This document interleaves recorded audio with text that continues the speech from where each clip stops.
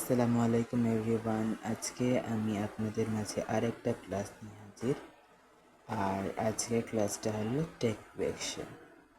আজকে আমি আপনাদের টেক কোয়েকশন দেখাবো।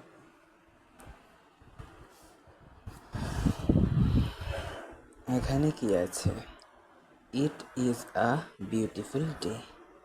First of all I would like to say যে টেক কোয়েকশনের ফার্স্ট পার্টে যে লাইনটা থাকবে বা যে স্টেটমেন্টটা থাকবে সেটার উপর নির্ভর করবে যে এই ট্যাগ অংশটা কি হবে। সেটা যদি পজিটিভ হয় তাহলে ট্যাগ অংশে আমরা নেগেটিভ যুক্ত অর্থ আমরা লিখব, আর সেটা যদি নেগেটিভ হয় এই স্টেটমেন্টের অর্থ, তাহলে আমরা এখানে পজিটিভ শব্দের অর্থ লিখব। তাহলে দেখা যাচ্ছে প্রথমে লেখা আছে it is a beautiful day, অর্থাৎ এটা একটা পজিটিভ বাক্য, এটা একটি পজিটিভ বাক্য। আমরা এখানে টেক কোয়েকশনে নর্মালি যে অক্সিলারি ভার্বটা থাকবে সেটাকে আমরা নেগেটিভে রূপান্তর করে জাস্ট সাবজেক্টটা বসিয়ে দেব।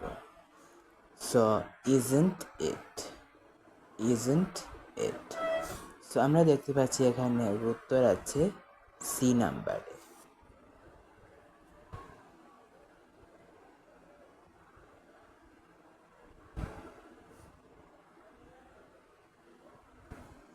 Isn't it? 2 আছে মালিহা ডাজন্ট লাইক টি।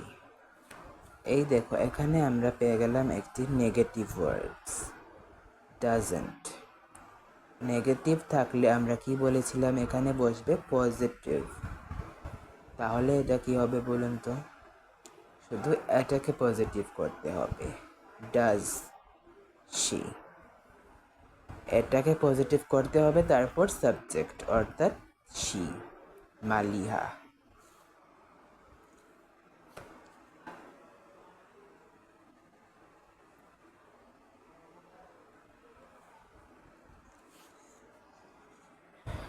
তিন কি আছে?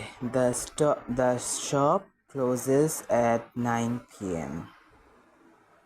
এটা একটু ভিন্ন ধর্মী, এখানে কোনো অক্সিলারি ভার্ব নেই, তবে এখানে দেখতে হবে যে এই স্টেটমেন্টটা কোন ফর্মে আছে, পজিটিভ না নেগেটিভ। এটা আছে পজিটিভ ফর্মে, তার মানে এটা হবে নেগেটিভে। আর আমরা দেখতে পাচ্ছি এখানে লেখা আছে সাবজেক্ট দ্য শপ, অর্থাৎ একটা সিঙ্গুলার, একটা শপের কথা বলা হয়েছে।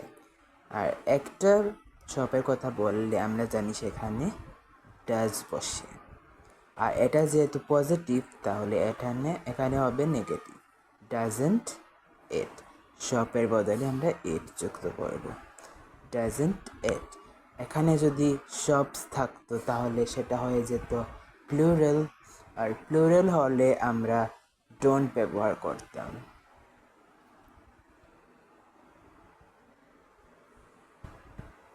ডাজন্ট ইট।